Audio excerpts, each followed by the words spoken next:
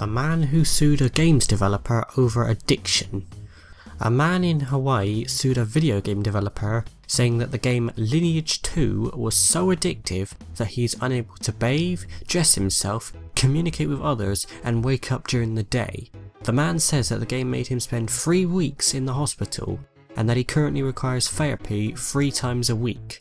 The paper says that earlier that month, the judge dismissed a case like this because of deception.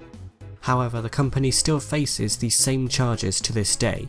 The man named Smallwood claims that he spent more than 20,000 hours playing the medieval-themed RPG from 2004 to 2009, which by the way on average is 9.25 hours a day, and that he received no warning from the company that the game would be so addictive.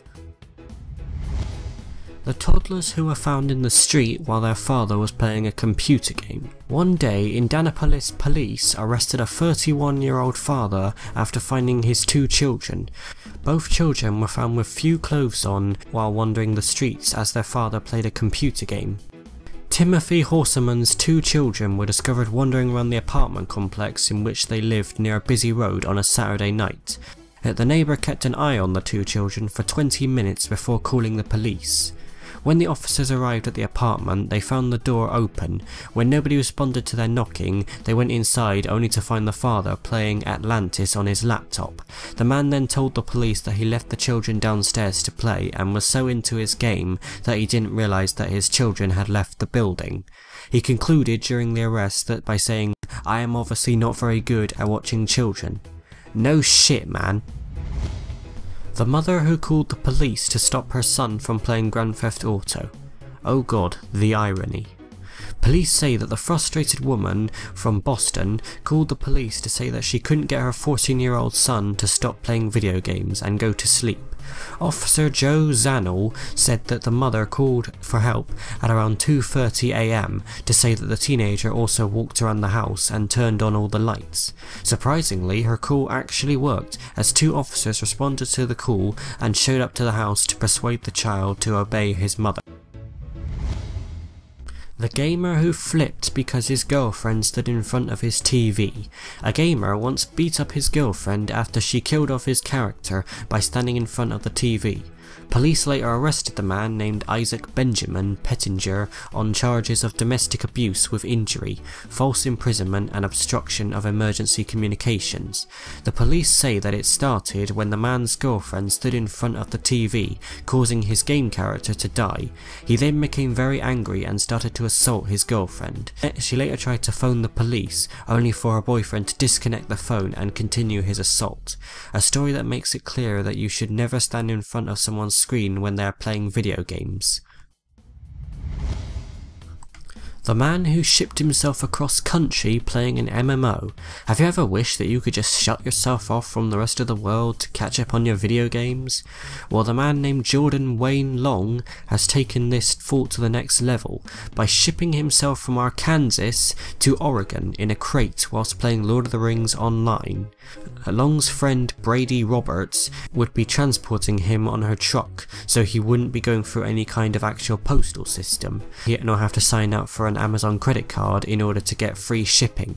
Long planned to update his fans via his Twitter and also created a blog to cover his week of playing Lord of the Rings in a box, which by the way is hardly different from playing it in your room.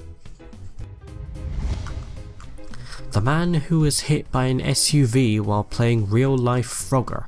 A man was hospitalised after police in South Carolina say he was hit by an SUV while playing a real-life version of the video game Frogger. Smart move, right?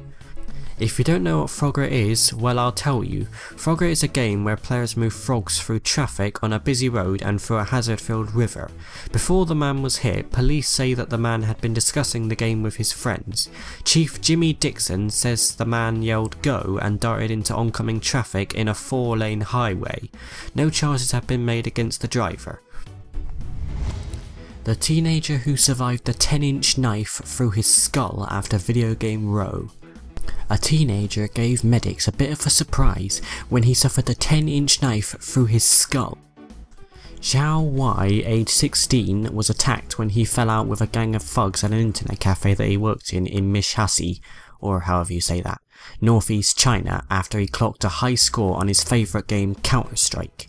He was left with a kitchen knife plunged through his skull, but medics were amazed to see him somehow stagger into the hospital, being held up by his friends. And not only this, but surgeons removed the blade after 2 hours and said that Y was likely to make a full recovery. The 3 gamers who played for 50 hours straight to set a new world record. David Dino set a whole slew of world records for playing video games alongside 2 other elite gamers named Sean Crowley and Lauren Guiliano. Together they set 5 records for gaming for 50 hours and 1 minute. The event was intended to promote both the Guinness Book of Records Gamer Edition and the PlayStation game Little Big Planet 2. So consequently, the record attempts were geared in that regard. This is why one of them was the record for longest marathon playing Little Big Planet 2, as well as less obviously promotional records such as longest marathon playing a platform video game, most video game genres played in one video game in 24 hours, most user generated video game levels played in 24 hours, and the most user generated video game levels played in a marathon. The man who hacked a video game to propose to his girlfriend. Knowing your girlfriend's favourite hobbies is a great way to start planning your proposal. For Bernie Peng, this means using the game Bejeweled to ask his girlfriend to marry him. Peng, who is an official financial software programmer, spent a month tweaking the game, so when Lee reached a certain score, a ring and the proposal popped up on the screen. According to Lee, he set a pretty low score and she is now sporting an identical pink sapphire engagement ring. The game manufacturer eventually heard of the story, but instead of being angry that Penn had hacked their game, company officials were so impressed that they offered to pay for part of the wedding. The 12-year-old boy who spent £900 on Farmville.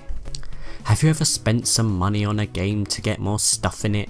Well, this kid took that thought to the next level by spending £625 of his mother's money and £288 of his own money on the popular Facebook game that we all know called Farmville.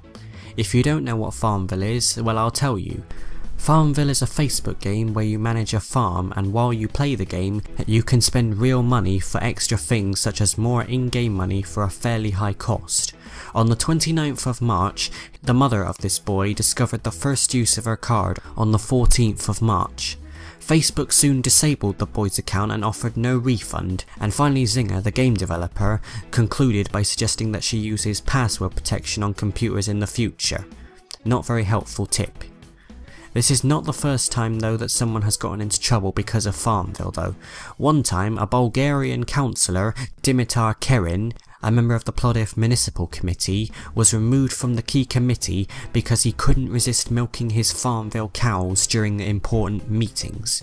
Truly he has his priorities set.